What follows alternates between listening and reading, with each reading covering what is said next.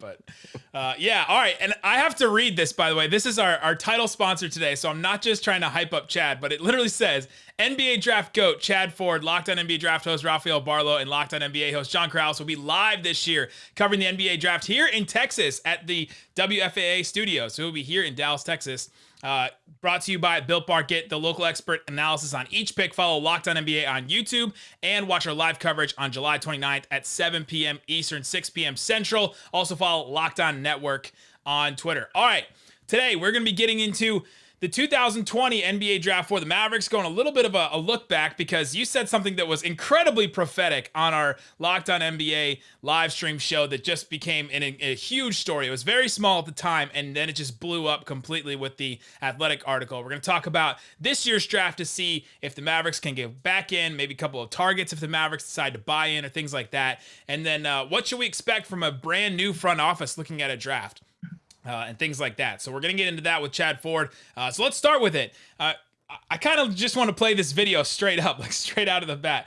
This was us on the live stream last year, the Locked On NBA Draft live stream show. There's obviously David Locke. Twitter, by the way, I think just devalues these videos like later because the quality is much worse than it was. But this is us on that draft night. And I'm going to play this video and people hopefully can listen and hear a buzzword and a name that came up in this video. Green. I think Josh Green over Saddiq Bey is a fairly significant surprise to the way this draft was broken down, Chad. For sure. I think we thought Bey was like one of the high risers in this draft that because his floor was pretty high, that he was going to jump ahead of some of these guys like Green. But, Green is younger. He certainly has the ability to defend multiple positions. He tested as one of the best athletes in this draft. A lot of questions about his jump shot here. The analytics guys liked him. I know there's going to be some teams in the 20s that are going to be upset that he's not on the board, but we'll be probably pretty happy that Bey is. Nick, what's your reaction to Josh Green? Yeah, Josh Green, a little bit of a surprise for me at least. Isaac and I on Locked On Mavs have been talking about Saddiq Bey all the time, saying could they trade up for him? Could they go get a guy like that? Seemed like he'd be a perfect fit. But Josh Green, another 3-and-D type guy as well that they could go get.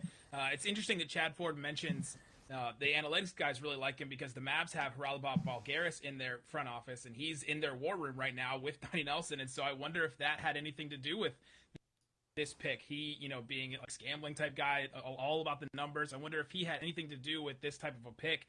But you get another, defensive wing to bring into the Mavericks fold, and they definitely need guys like that to play defense. I think he did. Actually, I think that he's playing an increased role in their front office, and Mark Cuban has always been intrigued by the analytics side of things, and he may have the ear of Mark Cuban right now. He may have the ear of Mark Cuban right now. That could not have been more true now, like basically a year later from that. Take us back to that moment and what tipped you off to think that Haralabos was possibly having a bigger role in the front office?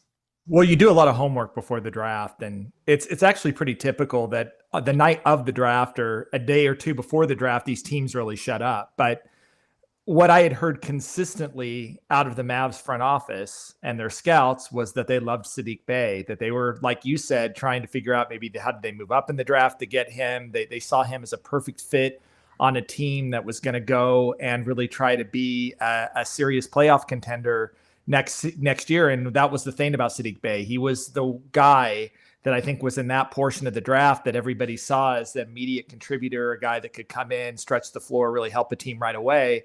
And that was their guy. And I had also heard complaints over really the course of an entire year about the role that certain other individuals were playing within the organization, how they had struggled to get Mark Cuban to pay attention to traditional scouting, and whether Donnie Nelson, Tony Ronzoni, the rest of that crew really continued to have the ear of Mark Cuban. And so when Josh Green, who was an analytics darling, goes to the Mavs, it was just me connecting the dots really quickly between those conversations about what had been happening, and the fact that Bay wasn't there when I knew that was Donnie Nelson's guy, when I knew that was Tony Ronzoni's guy, when I knew that was the scouting department's guy, and they passed on him.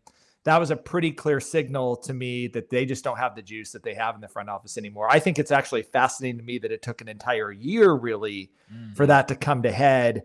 And then, of course, the Athletic article sort of lays it all out in a way that I actually found to be fairly accurate from what I'd been hearing over the last year. I know Mark Cuban had a different take on it, but that's what I'd been hearing out of Dallas for a while. So it did make a lot of sense. I mean, it made a lot of sense to me that when it happened the way that it did, it went down. And look, this tension, by the way, I should point out, isn't always a bad thing.